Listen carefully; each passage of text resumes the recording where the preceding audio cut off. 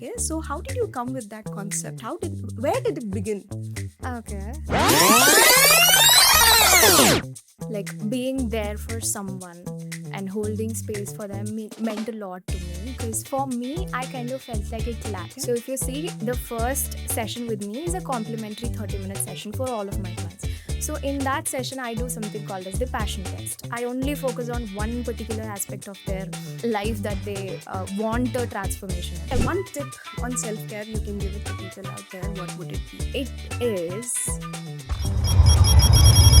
A lot of people, when they do nothing, they feel really guilty about themselves. Okay, so what would be the cause behind this? Is it because, everybody around there is productively doing so many things? Okay, because also because of the social media, they're showing off like, they're very much productive, they're earning this, they're earning that. So is it because of that? we compare ourselves, and if that bathtub and bubble mask gives her happiness, why isn't it working for me? I also seek the same kind of happiness. I do what she's doing. Why is it not working for me? This generation is talking more about self-care, self-love and all that, but the generation before, we never spoke about it. So why do you think the change is happening today? So let's all spend time with ourselves. Okay, that's what the learning I've taken from you today. Okay, and hope everybody else also do. Not only Gen Z, it's for everyone. Welcome to another episode of High and Why. In a world where we are constantly chasing more success, more validation, more productivity, today's guest is reminding people to slow down and build a better relationship with the one person they will spend their entire life with, who are themselves. Joining us today is Deekshanya, self-love coach, life coach. Through her unique blend of psychology, self-development, and a touch of everyday magic, she inspires people to become their own safe place and find joy in ordinary moments. Welcome, Deekshana. Welcome to High on Why. I'm really excited to have the conversation today because being a Gen Z and you being a life coach, helping a lot of people out there, I think coming from you as a Gen Z would be lovely to hear. So, welcome once again. Yeah, thanks a lot. I really was looking forward to being here and so thrilled to be here already.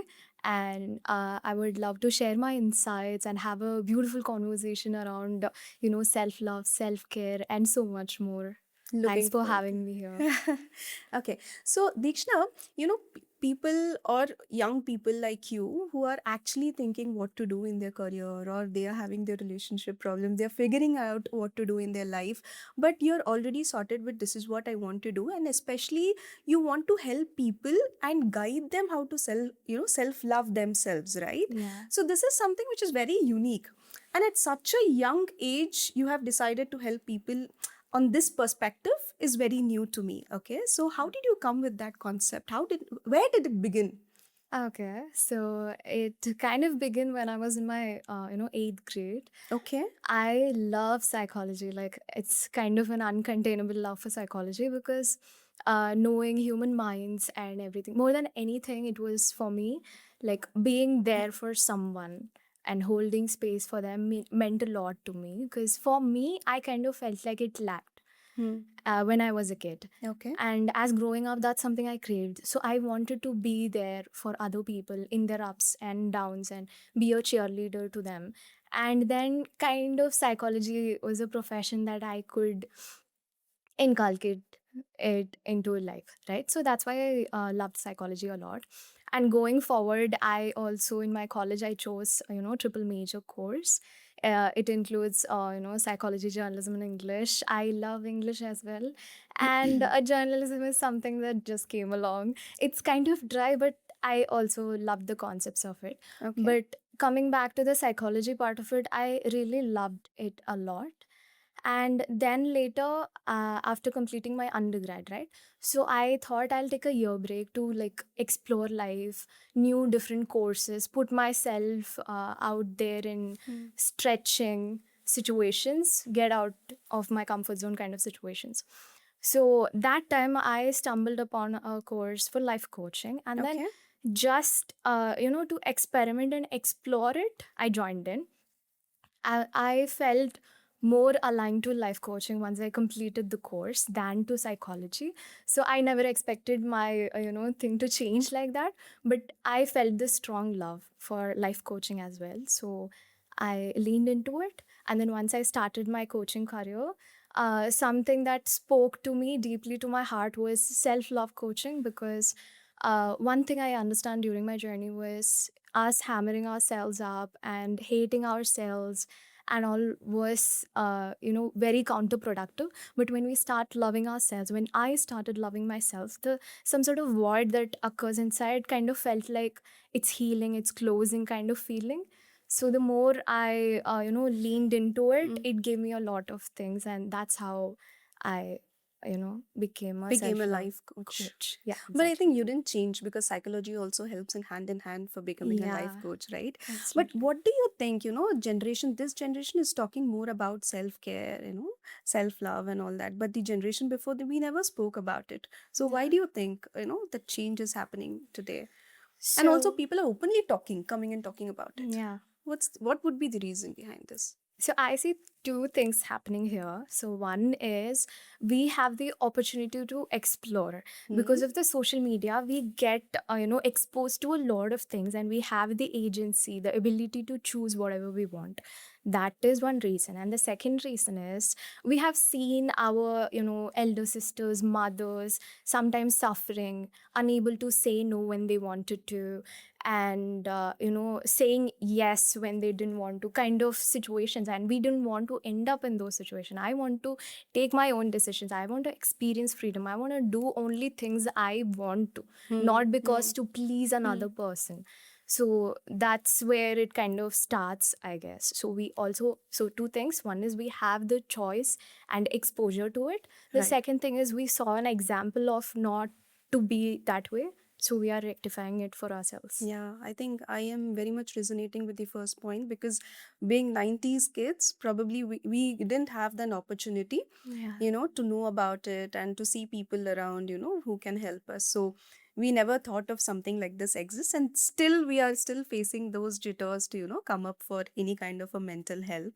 So that way, yes. So Gen Z has that help. So probably Yeah. that's the reason they're coming up with it. But yes, Gen Z is more resonated to self love and self care. So, is it because they're self aware, or is it more because, the mental pressure, or, the community pressure right now is like that, or the modern life is like that? Thank you so much for asking the question in the first place. I think it is more because, as I said earlier, um, in our peer groups itself, we have these kind of conversations very naturally. Like, Okay. how are you doing? Mm-hmm. And do you want help? They will be there for us, our friends, our family. We kind of have that kind of circle. We inculcate that kind of behavior in the circle. But apart from that, we have that support as well, the Okay. access to that support. So I think the access and us being open to it in our friends group, it's a very Hmm. normal Hmm. day-to-day Hmm. conversation. Hmm. So that kind of normalcy has been a great aid for this to happen, I guess. Okay. So, what are the common problems, people approach to you? Because I feel you being Gen Z only come to you majorly because they might feel more comfortable with you, right? Yeah. So, what are the major problems they come up with, and how do you deal? Because Gen Z have very different kind of a problems. Adult have very different kind of a problems. So, how do you deal with them? So for me, I personally deal with, take one particular issue that they are dealing with and then work on it with them. And later on, we will kind of branch out or expand to the other problems they are dealing with. So one step at a time kind of Okay. process I approach with.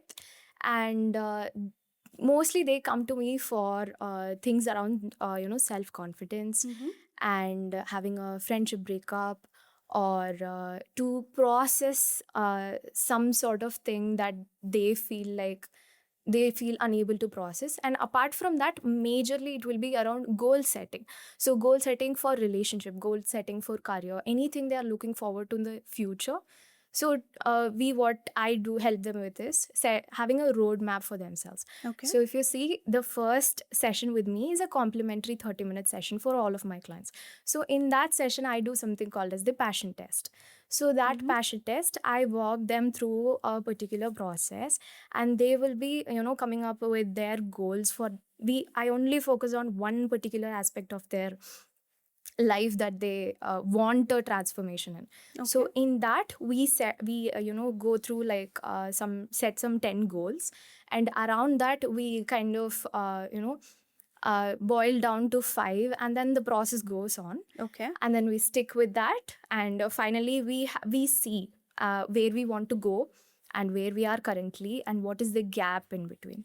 So in that gap we are trying to work to create the transformation. So focusing on a lot of things wouldn't create that kind of transformation, but focusing on single thing and filling that gap takes us to becoming our dream version, living our ideal life kind of thing. And once that aspect is filled, one of the things I have noticed is that happiness, that fulfillment that newly occurred in that area oozes out into other areas of life as well. So for example, if you're just working on self love, nothing else, so the more they become more confident in themselves, and the more they feel like, yeah, maybe I'm good enough, they start to entertain that thought and feel fulfilled in themselves. It kind of oozes out into their other relationship with their parents and siblings and friends. Everything eases out then. Eases out there. So once their relationships feel sorted, then it oozes out into their finances. The decisions they made would have been difficult or would have been out of some sort of guilt with the relationship.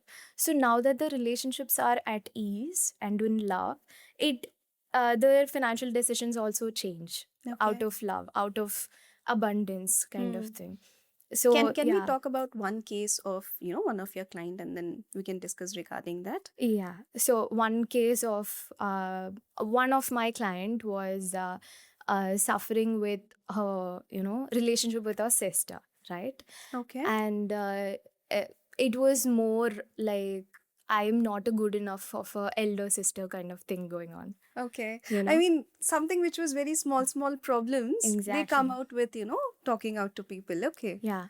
So because she always felt like I'm not good enough of her elder sister, she was unable to present herself confidently in her family, take decisions for the family. Because I am good enough for my elder sister. I mean, my Younger. younger sister only. So how can I help my mom out? How can I help my dad out? How can I Okay. take So they decision they in my self-doubt peer themselves group? for everything else. Everything else. Hmm. So Hmm. that kind of I noticed. Hmm. And then we did something called as mirror work, right? Okay. I Okay. suggested her, and she accepted the 30-day challenge that I gave her, which was for 30 days she has to stand in front of the mirror with an affirmation that we kind of customized it for her, because everybody's affirmation cannot be the same. Everything always works out for me. Not same things work. So for her, what are the particular things she had limiting beliefs around her sister? So I made her write that, and then we kind of pivoted it together with her. So if this is your particular limiting belief, what is the opposite of it? Can we Hmm. entertain it? So Hmm. if she feels difficulty in entertaining that thought, are you willing to? So I make her say like, I am open to believing that I'm a good sister, good enough Hmm. sister. Hmm. I am willing Basically to. building the confidence in front of the mirror. Yeah. So I remember I can resonate this because when we feel okay we can't talk in front of the crowd, so our parents used to say talk in front of the mirror. Yeah. You'll have the confidence within yourself. Absolutely. Yeah, so Yeah. that practice really helps. So you are also bringing all those old practices right now, right? Absolutely. Anything else, anything interesting practice like this? Yeah. So I'll just complete this part, Yeah, yeah, right? yeah, please.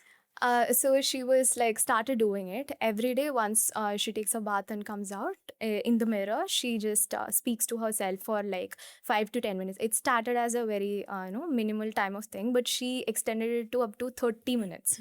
And for 30 days we did it, and she was able to feel so confident that her in her college, in her career path as well, she felt so in herself, so confident in herself.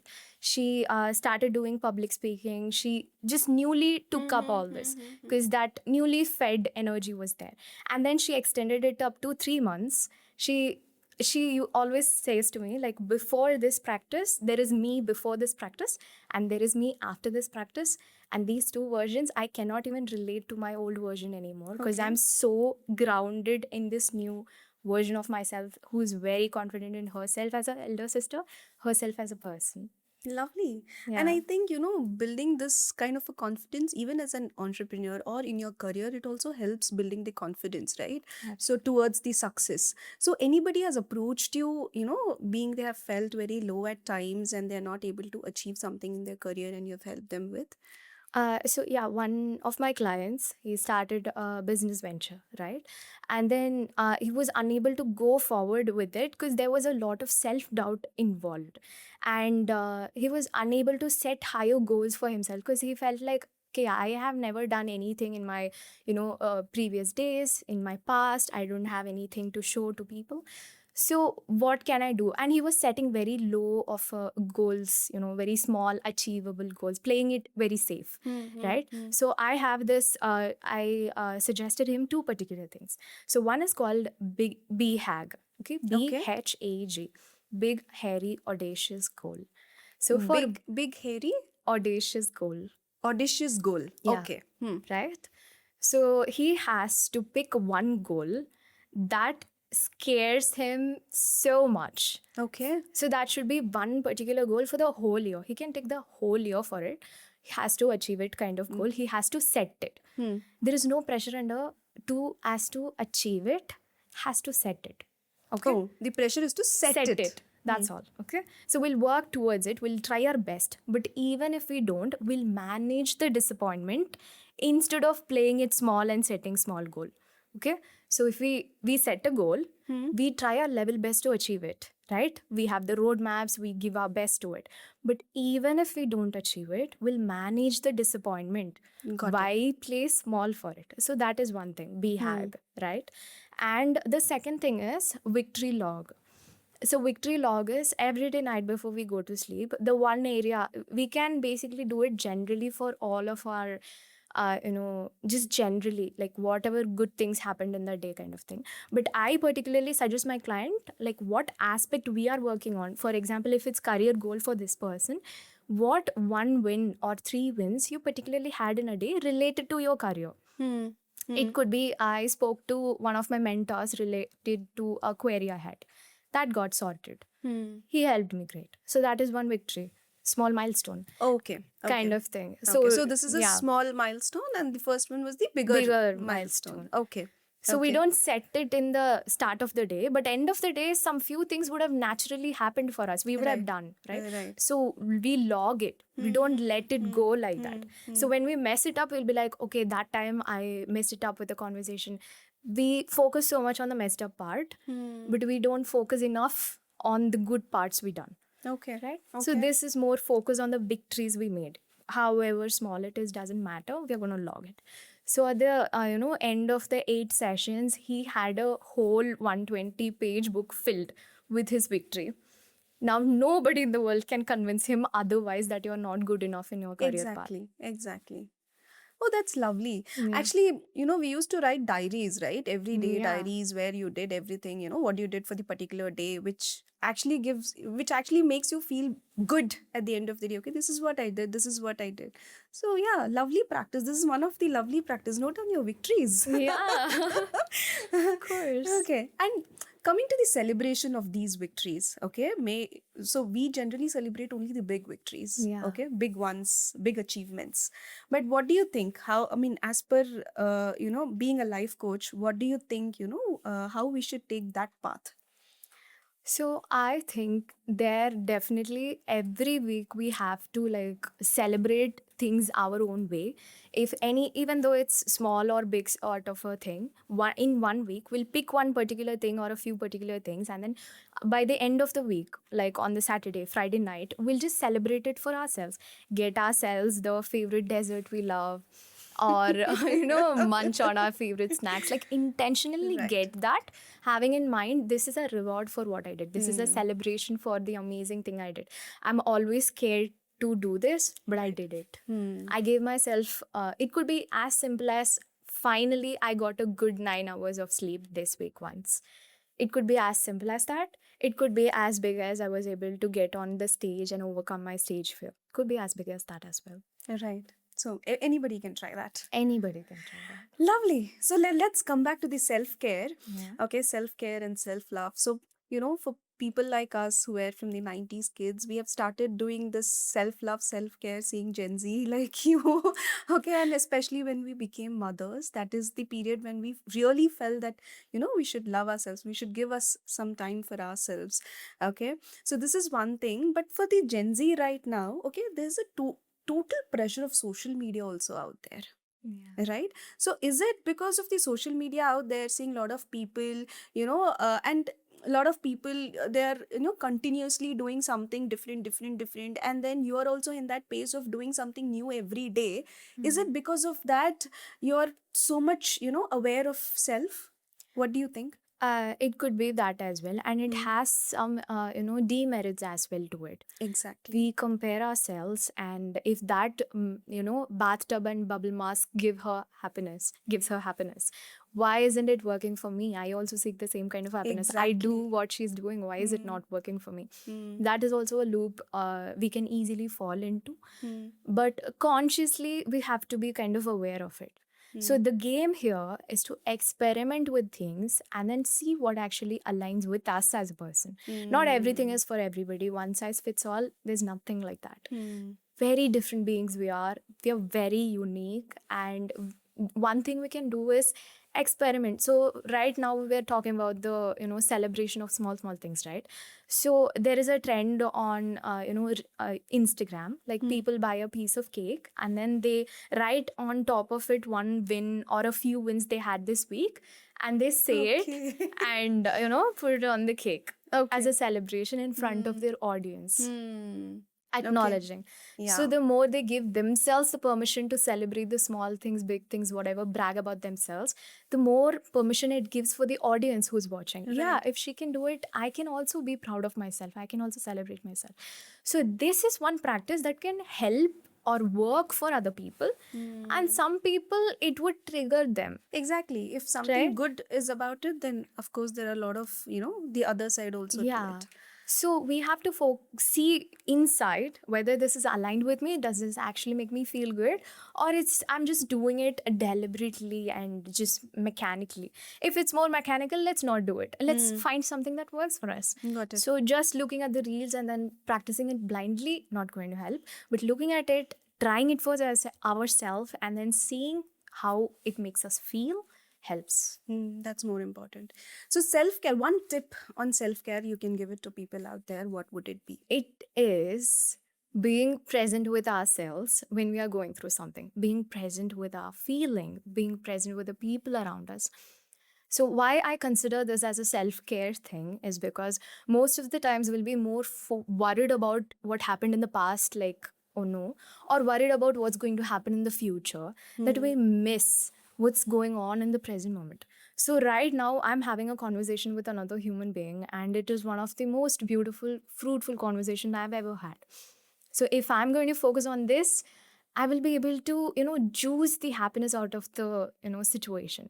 But if I'm going to be like, next, what is the time this is going to get over? How am I going to reach my home? And then there, what am I going to Exactly. do? Exactly. Be present at what you're Be doing. present at what you're doing, present with yourself, your feeling, your Hmm. thoughts. Hmm. That is the ultimate or foundational self-care tip, Right. I would say. Right. Okay. Be present with yourself. Yeah.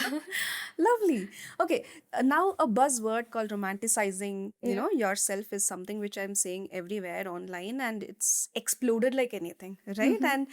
And really, when you sent me, so this is what, we can talk about. Only then I saw romanticizing yourself, and then I went and, checked everywhere. What is this called? Because I was not too much familiar about it. So what is actually romanticizing yourself? How do you, encourage your clients towards that? So basically, as you said, it could be a buzzword, but for us Gen Z, it is very It's not a important. It's buzzword. not a It's very buzzword. important. We Okay. love romanticizing our life, and Lovely. That's lovely, actually. yeah, thank you. So basically, what we do is we take more intentional actions to bring little joy into our lives. It's not the grand gesture, big wins, not just those. It is the little moments we take out for ourselves. It's very easy to have a big win and then celebrate it for a day, and then for the rest of the year we have to run for the next goal that we have. Right. Instead, what we are choosing to do, and we are basically rebelling against the idea of one big win, proving our self achievements.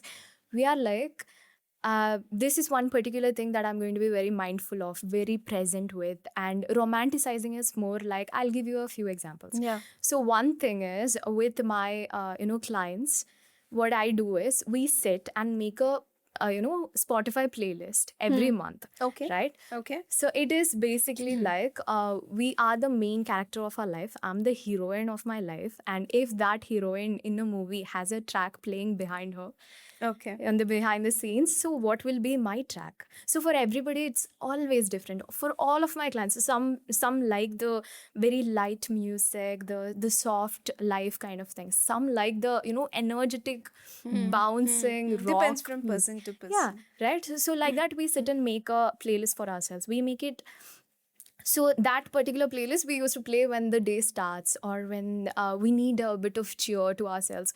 So every time we don't have to depend on other people. Like, I'm feeling so sad. Obviously, that support is great. But if I had to do something for myself, I'll just switch on the music and listen to it. Hmm.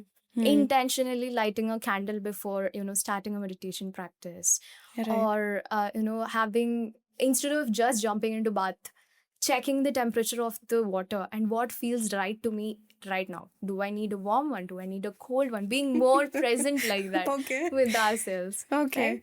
So Always that is aiding to our romanticizing needs. yourself. Yeah. Okay. Okay. Like, So something which is very small, yeah. probably we wouldn't have even cared about it. Okay. You think about it. Yeah. Lovely.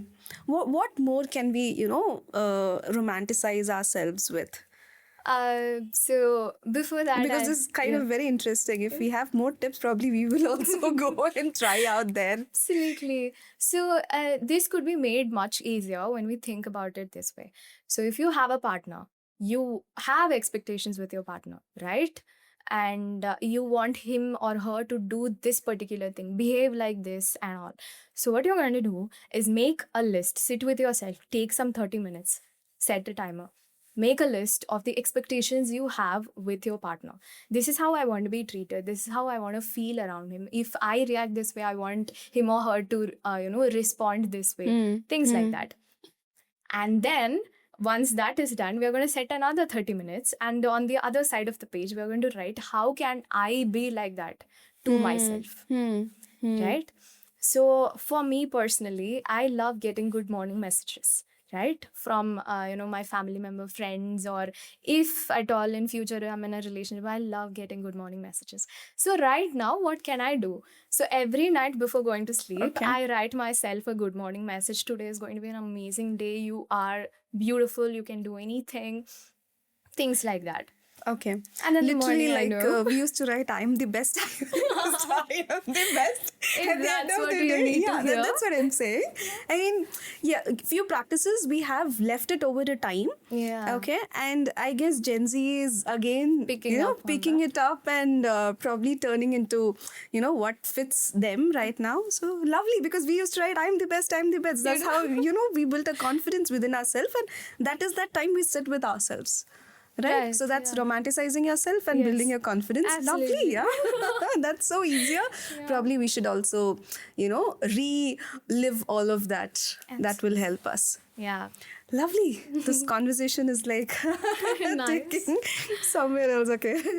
So today, a lot of people, when they do nothing, they feel really guilty about themselves. Okay. So what would be the cause behind this? Is it because, everybody around there is productively doing so many things? Okay. Because also because of the social media, they're showing off like, they're very much productive. They're earning this, they're earning that. So is it because of that? Yeah. What is your opinion? So personally, I think this is more around the state of comparison with other people.